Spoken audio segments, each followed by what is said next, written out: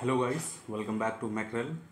मैं दीपक कुमार कनौजिया एक बार फिर हाजिर हूँ आपके सामने फिटर सीरीज़ में नया लेक्चर जो कि हमारा फर्स्ट एड यानी प्राथमिक चिकित्सा है, उसको लेकर चलिए शुरू करते हैं।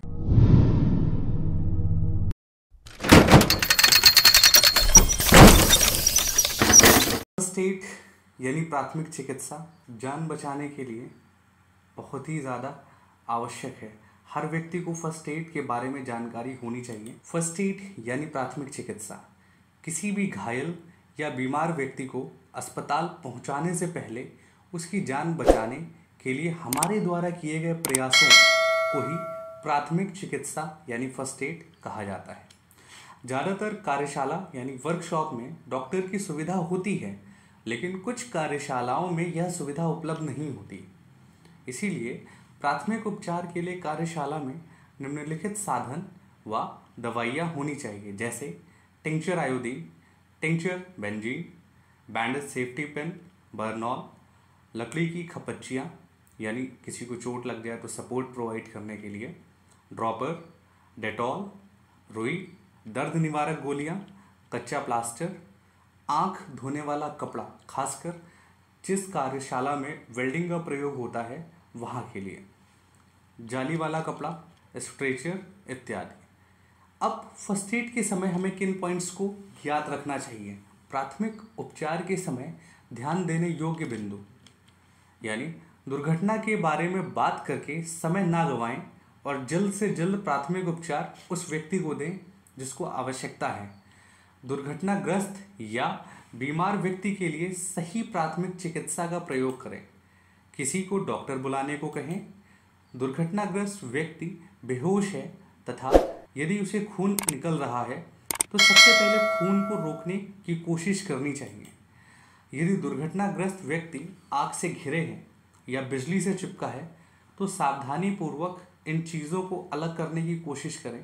जैसे सर्वप्रथम तो आप एमसीबी ऑफ करने की कोशिश करें, जिससे यदि बिजली के संपर्क में व्यक्ति है तो उससे उसको आज़ाद किया जा सके। दुर्घटनाग्रस्त व्यक्ति के पास भीड़ न होने दें, खुली हवा आने दें ताकि ऑक्सीजन का प्रवाह उसकी बॉडी में बना रहे और ब्लड सर्कुलेशन आसानी से होता रहे। जले व्यक्ति को कंबल से ढक दें, हवा ना लगने दें। क्लियर? क्योंकि यदि ऑक्सीजन मिलेगी तो आग फिर से लग सकती है।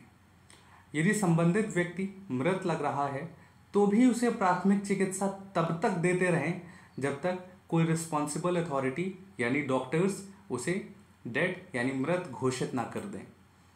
Artificial respiration in primary treatment, प्राथमिक उपचार में कृत्रिम श्वास विधि। कई बार ऐसा होता है कि ये हमारी रिस्पॉन्सिबिलिटी हो जाती है कि उस व्यक्ति की जान बचाने के लिए हम आर्टिफिशियल ब्रीथिंग प्रोवाइड करें उसे। क्लियर? आर्टिफिशियल रेस्पिरेशन दें।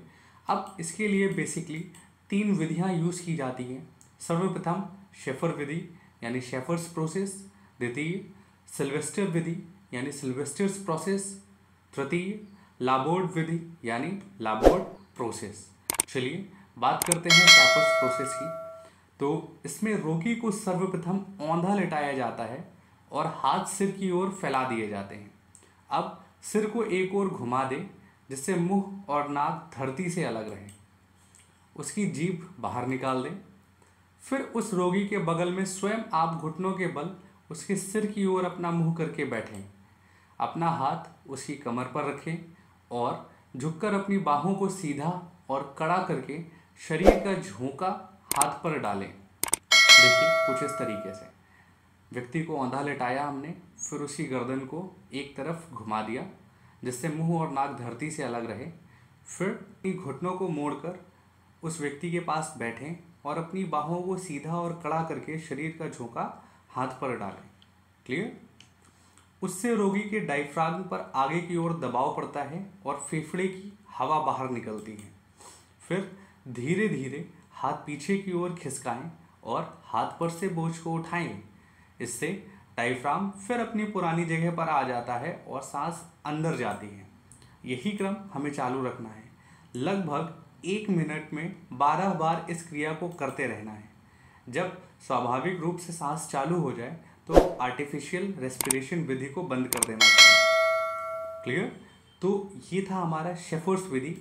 अब चलिए अगला देखते हैं जो है हमारा सिल्वेस्टर विधि यानी सिल्वेस्टर्स प्रोसेस।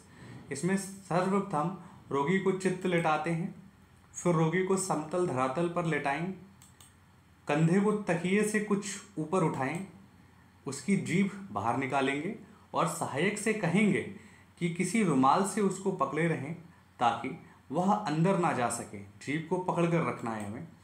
अब रोगी के सिर के पीछे घुटनों के बल बैठे और कोहनी के नीचे से उसके हाथ को पकड़कर अपनी ओर खींचते समय कोहनी को जमीन के निकट रखें, हाथों को मोड़कर आगे नीचे की ओर तथा भीतर की ओर लाएं और सीने की हड्डी के अगल बगल हाथों और कोहनियों को दबाएं कुछ इस तरीके से।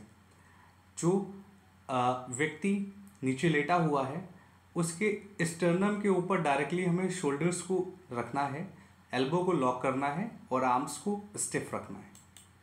इसी क्रम को तब तक जारी रखेंगे जब तक स्वाभाविक श्वसन आरंभ ना हो जाए या डॉक्टर रोगी को निष्प्राण ना कह दें। लाबोर्ड विधि की बात करें अब तो यह हमारी तृतीय विधि है।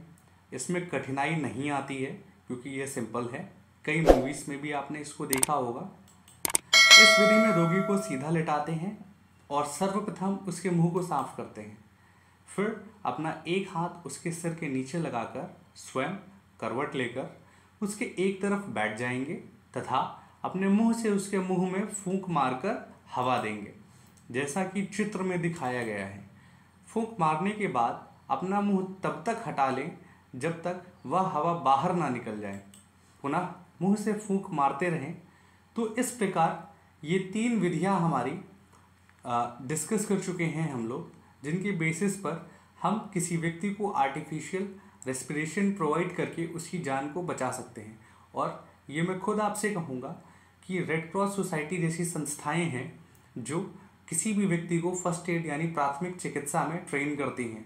तो यदि आपके पास समय है और आप फर्स्ट एड के बारे में जानकारी लेना चाहते हैं और रुचि रखते हैं तो रेड क्रॉस संस्था से आप प्लीज़ संपर्क करिए। Thank you so much for watching.